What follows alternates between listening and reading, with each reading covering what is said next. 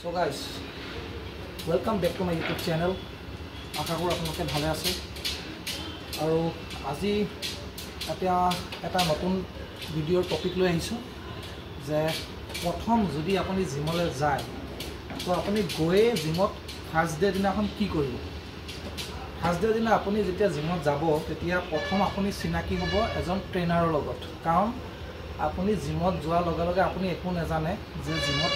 কি কৰিব লাগিব কেনে ধৰণৰ এক্সাৰসাইজ কৰিব লাগিব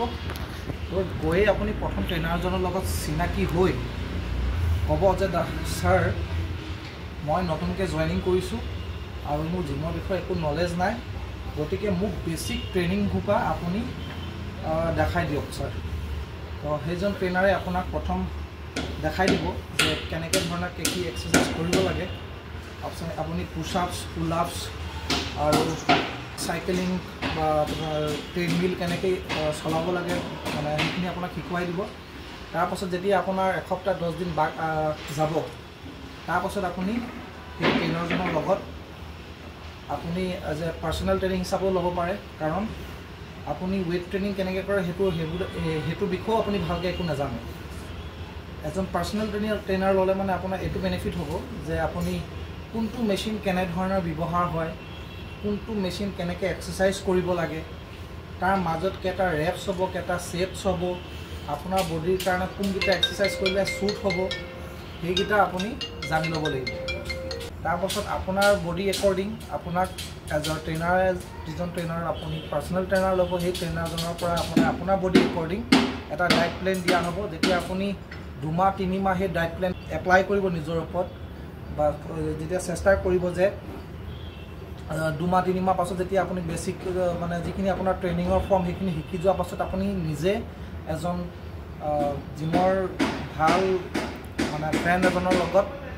আপুনি এনেও জিমলৈ অহাৰ লগে লগে আপোনাৰ নিশ্চয় নতুন ফ্ৰেণ্ড বনাই জিমত ৱৰ্কআউট কৰা তো সেই জিমমেটছ ফ্ৰেণ্ডখিনিৰ লগত আপুনি আপোনাৰ যিটো গোল মানে যিটো ৱৰ্কআউট কৰা শিডিউলটো আপুনি সিহঁতৰ লগত কৰি যাব পাৰে প্ৰথমে আহি পিনে আপুনি যদি পুশ আপছ মাৰিবও নাজানে তো পুশ আপছ আপুনি ভৰিটো এনেকৈ থৈ ল'লে যদি পুশ আপছ মাৰিবও নাজানে পুশ আপছটো আপুনি এনেকৈ কৰিব আঁঠুকেইটা থৈ মেলি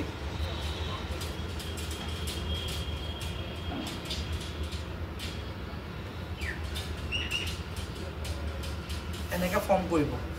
আৰু যদি পুল আপছ আপুনি যদি কৰিব নোৱাৰে তো পুল আপছটো আপুনি এনেকৈ ৰখিলেও হ'ব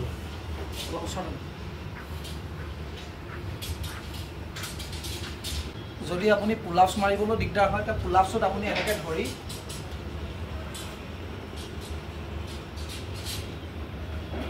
হেং কৰি থাকিব তাৰপাছত কি হ'ব আপুনি চাব আপুনি অলপ উঠিব পাৰিছে তাৰ নেক্সট দিনা আকৌ অলপ উঠিব পাৰিছে সেনেকৈ এটা তাৰপাছত দুটা সেনেকৈ আপুনি